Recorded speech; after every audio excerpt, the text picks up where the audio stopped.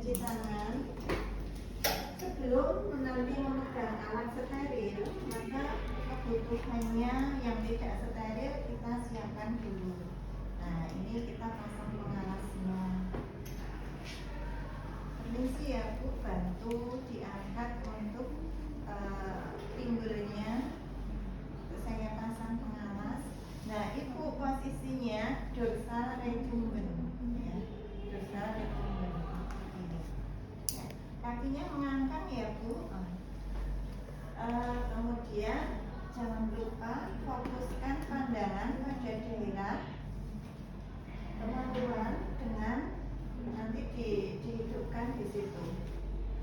Itu sudah hidup, ya. Terus kemudian Bu, ini nanti saya akan melakukan pemasangan alat yang mungkin kurang nyaman. Nanti tarik nafas dalam ya Bu. Ini bengkoknya juga disiapkan karena tidak steril. Terus tadi saya meminta untuk menyiapkan kaca objek gelas KCA3, ya. Nah, terus kemudian ini kaca sudah disiapkan, kapasnya sudah dalam kondisi yang buka. Asam asetatnya udah dituang pada kom, ya. Kira-kira nanti di kom itu dikasih sekitar sepertiga bagian supaya bagian dari kaca objek gelas itu yang ada sertiknya itu bisa lendir sertiknya itu bisa masuk. Oke, terus kemudian apa-apa yang kita butuhkan untuk kerja sendiri itu semuanya sudah siap. Nah, kalau sudah, lalu kemudian dibuka untuk bak instrumen sterilnya. Oke, terus yang pertama bisa langsung memakai handscoon steril. Ibu, permisi, izin video boleh? Ya silakan, tapi jangan dihidupkan ya. Baik Ibu. Aku mau.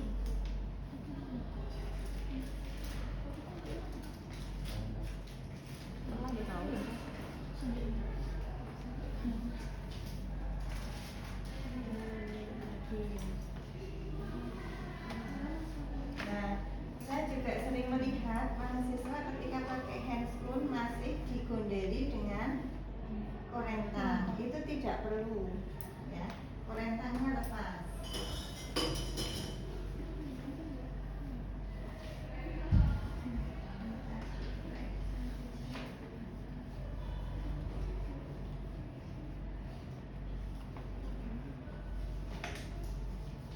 Pak Bu Yuli juga memegang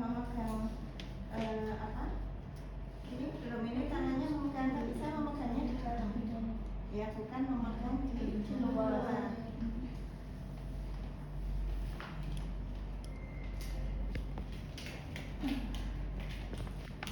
Nah, tangan kanan saya sudah pakai handphone steril, jadi saya bisa memegang secara langsung.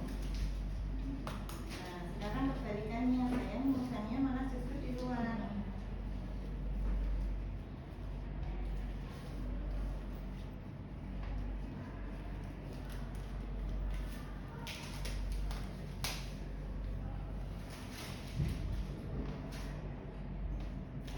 Terus yang pertama sebelum dilakukan pemasangan itu ambil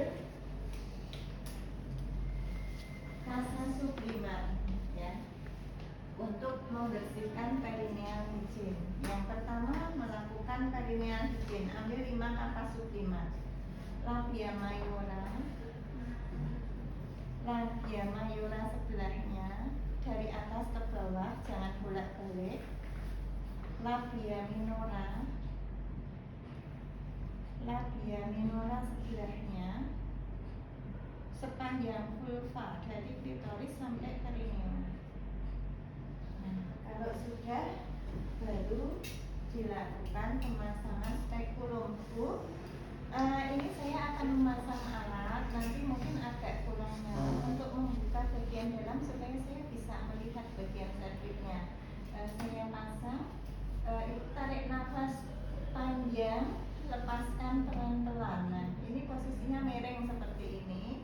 Setelah masuk, kemudian baru diputar. Terus kemudian dibuka.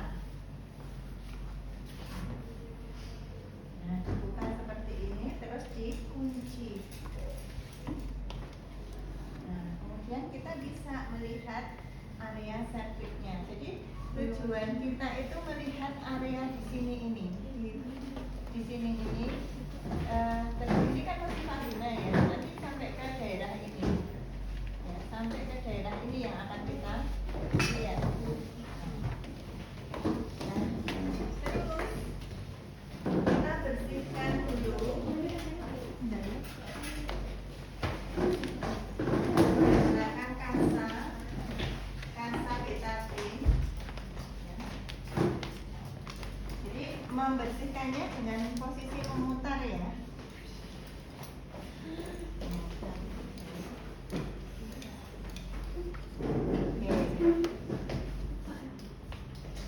Nah, sekarang yang pertama saya akan melakukan pengambilan lendir serviks untuk pemeriksaan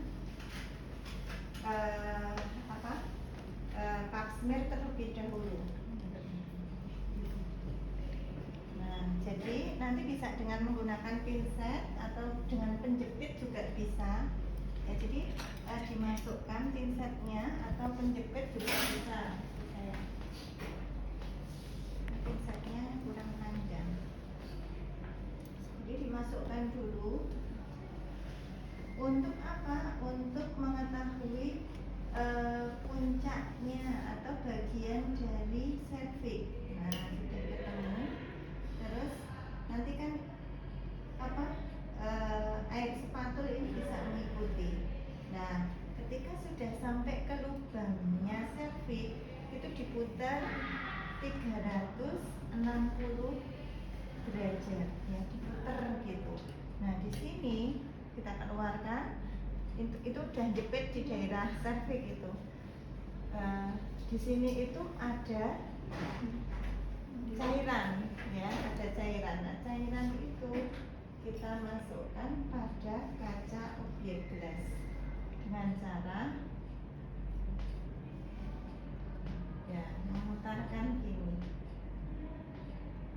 Nah, setelah kita oleskan, kita masukkan pada cairan asam asetat yang ada di kom tadi. Nah, kemudian saya akan melanjutkan dengan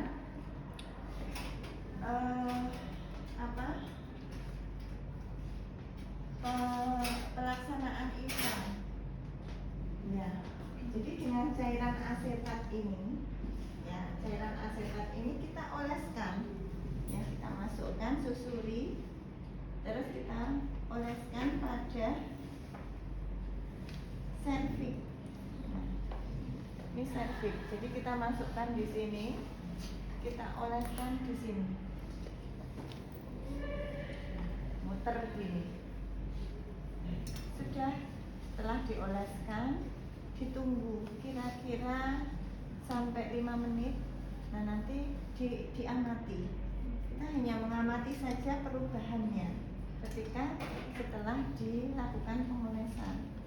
Nah, lama-lama memucat atau enggak ya. Kalau misalnya memucat, berarti ini memucat sampai putih, berarti ini ada masalah kaitannya dengan karsinoma.